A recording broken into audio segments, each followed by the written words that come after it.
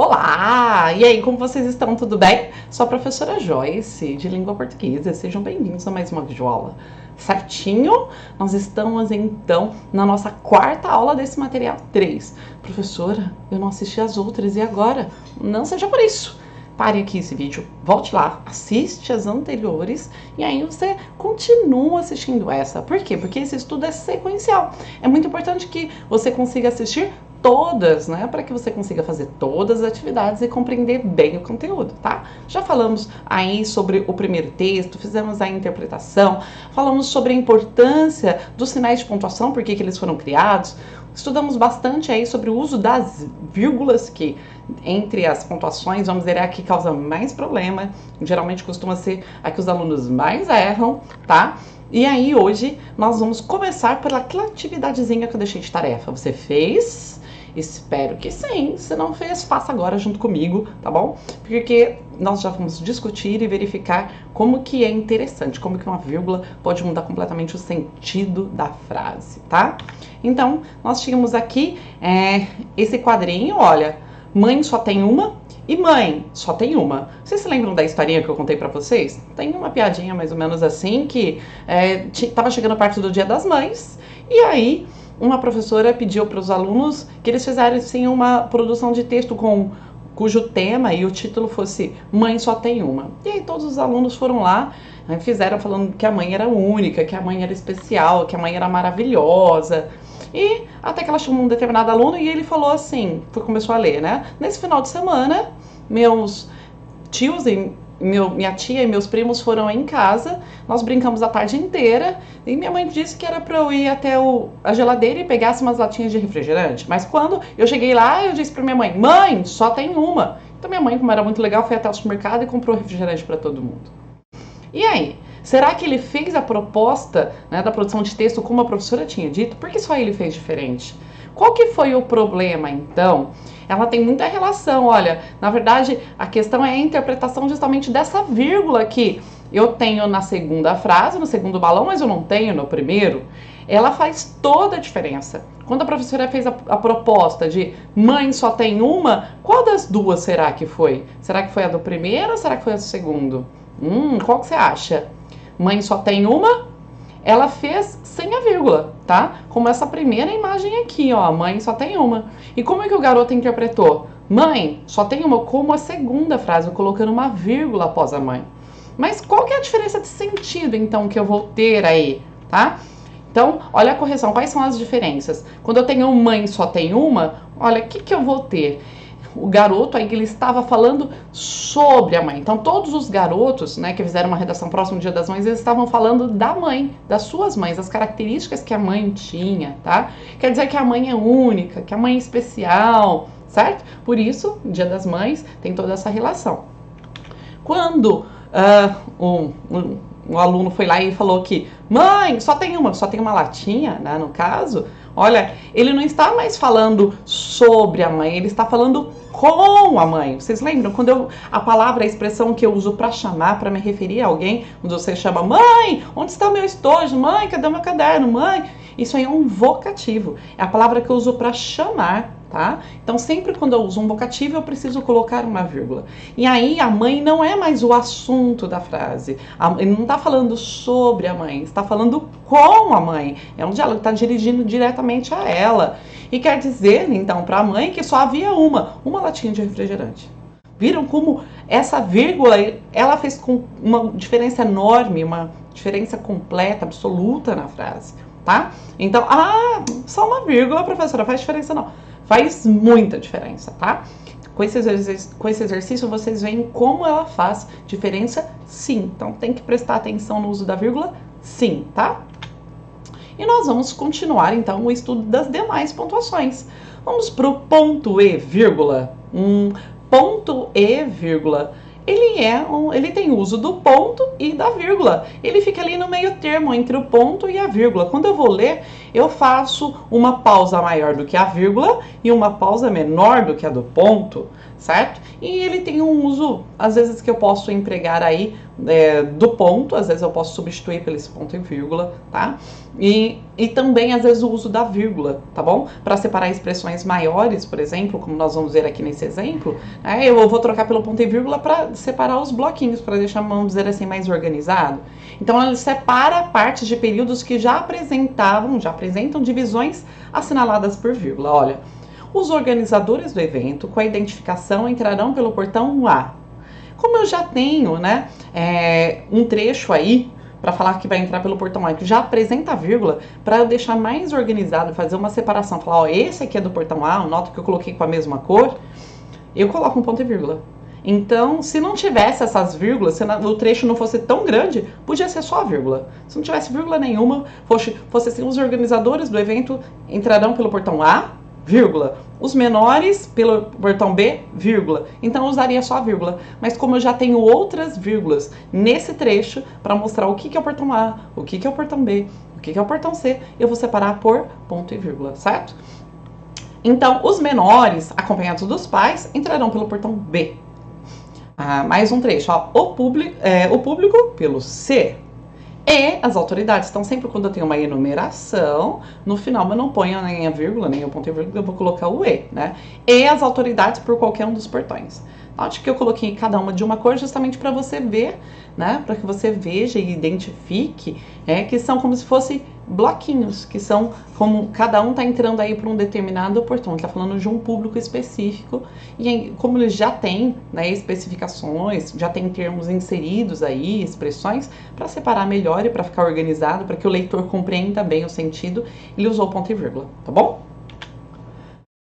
Eu também vou usar ponto e vírgula para separar os diversos itens de um enunciado. Então, quando eu tenho tópicos, certo? A matemática se divide em 2 pontos. E aí eu vou colocar tópicos, coloco os travessões, certo? Ou mesmo as bolinhas de tópicos, sabe? Para separar um tópico do outro, eu separo por ponto e vírgula. Então, geometria, ponto e vírgula, álgebra, ponto e vírgula, trigonometria, ponto e vírgula e financeira, ponto, certo? Sem problemas, tá? Então, quando você está estudando, aí vai se fazendo tópicos em qualquer disciplina, lá história, geografia, ciências, que se usa bastante esse tipo de estrutura, você separa esses tópicos por ponto e vírgula. Ponto de exclamação. Ponto de exclamação também ele é muito usado, gente. Ele é usado aí no final dos enunciados exclamativos. Então, sempre quando eu quero colocar uma emoção, tá? Quando eu quero acrescentar algo a mais, algum tipo de emoção. Então, toda vez que eu tenho falas de personagens, vai aparecer muitas vezes o ponto de exclamação. Quando eu tenho histórias em quadrinhos, vai aparecer muitas vezes o ponto de exclamação. Por quê? Porque eu vou gerar eu tenho uma intenção comunicativa naquela fala. Ele quer transmitir um determinado tipo de informação, né? Tipo, que criança linda. Que sentido que tem? Uau, de admiração, né? Que criança linda.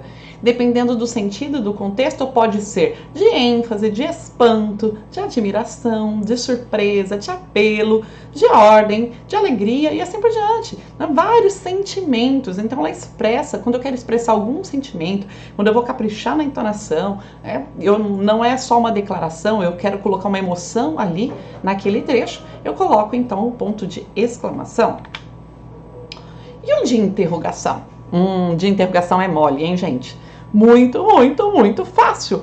O ponto de interrogação é quando eu vou fazer uma pergunta direta, certo? Quem é que faz todas as perguntas? O que é uma pergunta direta? É quando eu faço uma entonação de pergunta. Quem é que faz todas as perguntas? Esse segundas, eu subo a minha entonação. Eu elevo o tom ali no finalzinho para mostrar que é uma pergunta. E tem outro jeito de fazer pergunta? Tem um jeito que é uma pergunta indireta. Nessa, a gente não põe ponto de interrogação. É quando eu uso, tipo, um verbo para me ajudar a perguntar. Eu não uso a entonação, eu não subo na hora de perguntar, na hora de falar, certo? Tipo assim, me diga quem é que faz todas as perguntas. Nota, quem é que faz todas as perguntas, certo? Pergunta direta. Me diga, esse me diga quem faz todas as perguntas. Cai no finalzinho.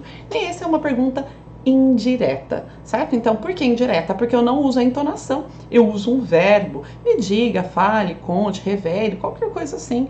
E são esses verbos que vão dar o comando e dizer que eu tô perguntando. E aí é ponto final, tá? Não é ponto de interrogação. E o travessão, professora, quando eu uso esse travessão, tá? Quando que eu vou usar travessão?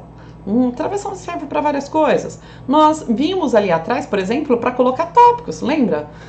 Quando a gente falou do ponto e vírgula, eu uso para separar, para colocar tópicos. Mas né, o mais básico deles, né, é usado para indicar a fala dos interlocutores no discurso direto. Então, quando eu vou colocar lá aquela fala do personagem, eu vou introduzir ou com aspas ou com travessão. Então, e ele disse, 2 pontos, né, travessão, né, na outra linha, parágrafo, travessão. E aí, serão mesmo 6? Olha só, é uma fala, é justamente esse exemplo, tá? Então, aqui ele está separando aí e introduzindo a fala do personagem, introduzindo o discurso direto, tá? Além disso, ele serve também para isolar palavras, frases, né? Então, às vezes, quando ele quer fazer um comentário, né, uma parte aí do enunciado, aí ele vai, então, pode colocar, né, como nós vimos lá em vírgulas, por exemplo, que era para o aposto explicativo, né? Então, João, aluno do 7º ano B, né, fez a trabalho. Esse aluno do 7º ano B pode vir entre vírgulas ou entre 2 travessões. Quando eu quero destacar alguma coisa, chamar atenção para aquilo, dar uma explicação, posso colocar entre 2 travessões, tá? E aqui, e por que eu tenho esse outro travessão, então? Ó, serão mesmo 6, ponto de interrogação, travessão, perguntou, ponto de interrogação. Por que aqui eu tenho mais um travessão? Por que, professora? Porque nesse primeiro, eu tô falando, ó, aqui não é mais narrador, aqui é o personagem que tá falando. Coloco a fala do personagem. E aí, quando eu ponho o segundo ponto de interrogação, é porque eu tô dizendo assim, ó, aqui não é mais o personagem, volta pro narrador. Esse perguntou o ponto de interrogação é o narrador que está dizendo. Né? É uma afirmação do narrador, não é mais do personagem. E aí eu separo, então, a fala do personagem e a fala do narrador, certo? Fácil, não é? 2 pontos. Falei para vocês que o 2 pontos, amicíssimo, olha aí, do ponto, do quê? Do travessão, não é? Que nós acabamos de ver. Então, eles fazem parzinho lá no discurso direto. E ele disse 2 pontos, ele falou 2 pontos. Né? Então, esse 2 pontos depois, na outra linha, parágrafo, travessão. Então, eles são usados também, além disso, nas enumerações. Lembra o que é uma enumeração?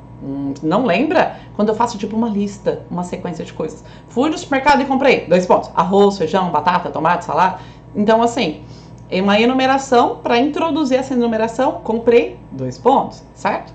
Nas exemplificações, quando eu quero dar um exemplo, quero dizer, né? Aí vou dar um exemplo, ou vou, antes de uma citação, né? Então eu vou citar a fala de alguém. Eu vou mencionar o que outra pessoa falou, ou a declaração de outra pessoa. Então, experimentem dizer. Olha, eu estou anunciando que eu vou dizer alguma coisa. Então, Ana, Tereza, Maria, José, Rita, Sofia eram da mesma família. Sem mim, quantos irmãos tem a família? Então, note que ele vai dizer depois. Ele vai explicar depois o que ele está dizendo. Em seguida, ó, quero lhe dizer algumas coisas, né? Então, ele vai fazer aí algumas coisas. Ele vai dar uma enumeração depois. Olha, não converse com pessoas estranhas, não brigue com seus colegas e não responda a professora. Ele fez tipo uma listinha de coisas que ele queria dizer. Certo? Dúvidas? Muito fácil. E as reticências? Quando é que eu vou usar essas reticências, gente? Também é fácil. De uma forma geral, elas sempre indicam que tem algo mais. Ou elas fazem uma pausa, ou elas deixam algo em suspenso, tá? Então, elas indicam uma interrupção do pensamento. Então, eu estou pensando, paro um pouquinho, para o meu pensamento e depois dou sequência, ou mesmo quando eu tenho dúvida, quando eu faço o corte de uma frase, certo? Ou quando eu vou imaginar o desenrolar de uma ideia ou de um acontecimento. Então, olha esse exemplo, ó. Que dia é hoje? Deixe-me ver, ele tá pensando, é dia, sim, é dia 10. Tá? Então, nesse exemplo aqui, ele tem uma dúvida, tá? Ele parou, fez um corte no raciocínio, parou, né? E colocou aí as reticências para mostrar justamente essa dúvida. Né? Lembra-se do texto que nós estudamos do Catapimba, né? Também para gerar aí um certo suspense. Ele falou assim, que aquele texto lá do material 2, que falava que ele foi comprar, o seu Lucas, né, o lanche com uma galinha, né? E quando ele fala assim, ele enfiou a mão no saco e tirou... reticências, uma galinha. Então ele gera um suspense, deixa em aberto, faz uma pausa aí. Pode ter diferentes usos. né? Muitas vezes os alunos usam reticências no lugar de etc. Então, dê exemplos, ele coloca 2 lá, reticências, tipo, tem mais, professora, certo? Ou mesmo no texto lá do Felipe, né, que ele mentia sempre, ele falava assim, todo dia o pai lhe alertava, ele até pensava, mas no dia seguinte, reticências. Então, ele insinua que no dia seguinte ele voltava e continuava contando histórias. Então, em cada contexto, as reticências elas vão ter um sentido, elas podem ter vários. Eu tenho que sempre prestar atenção e ver naquele texto, naquele sentido, né, naquela frase, que sentido que essas reticências elas vão dar para aquele texto, certo? Mas é um excelente recurso usar certinho as reticências e ver o tanto de possibilidades que elas nos trazem. Bom, as aspas. Para que servem as aspas? Eu tenho muitos usos para as aspas, tá? Então, primeiro, realçar palavras, expressões ou frases e atribuir-lhes um significado especial. Tá? Então, quando eu tô falando, às vezes, da palavra e não do significado, então, tipo, a palavra tal deve ser escrita assim. Então, a palavra tal é a palavra borracha é escrita com CH. Então, a palavra borracha, por exemplo, quando eu falo, tu me mencionando não o que é uma borracha, a borracha se remetendo ao objeto, mas a palavra em si, eu uso entre aspas, tá? Para marcar a citação de frases, expressões ou termos, então quando, por exemplo, eu retiro um trecho lá do texto, eu coloco sempre entre aspas. Para falar aí o que uma pessoa disse, lembra-se dos textos quando a gente tinha lá uma fala, né?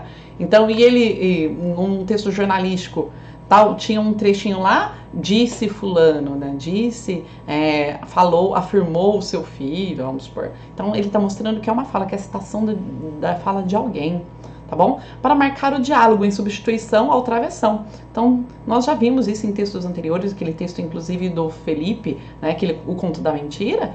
Então, as falas todas do texto, elas não estão com travessão, elas estão entre aspas, no discurso direto. Para marcar uma palavra estrangeira ou uma gíria.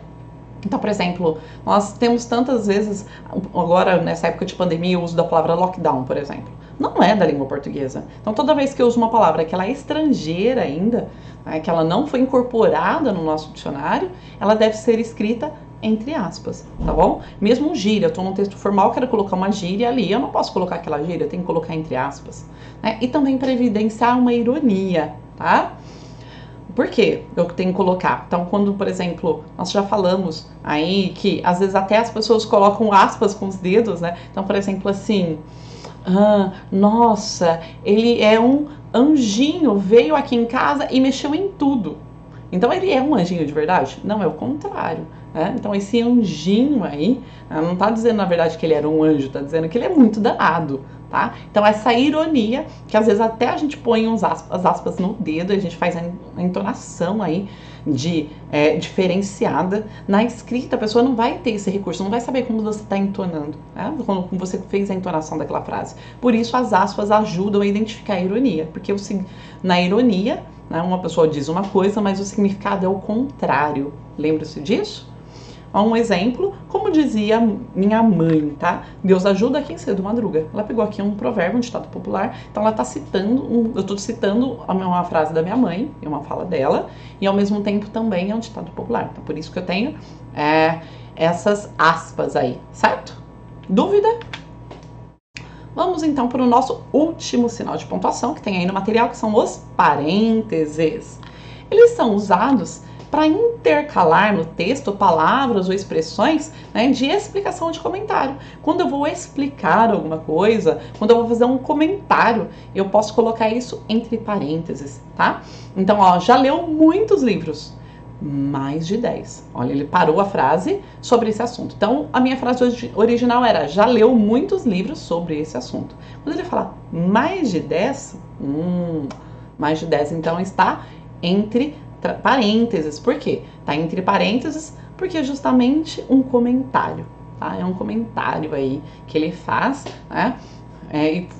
Explicando, contando quantos foram os livros lidos. Viram como é tranquilo esse material, né? Estudem realmente esses demais pontos de pontuação, essas demais pontuações que nós vimos na aula de hoje, os seus usos. Então fica de tarefinha aí para você Assista novamente essa aula, que ela é muito importante, teve muita informação.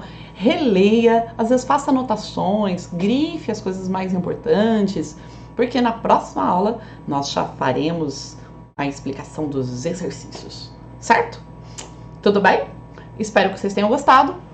Um beijo no coração de vocês e a gente se vê numa próxima aula, tá bom? Tchau, tchau. Até mais.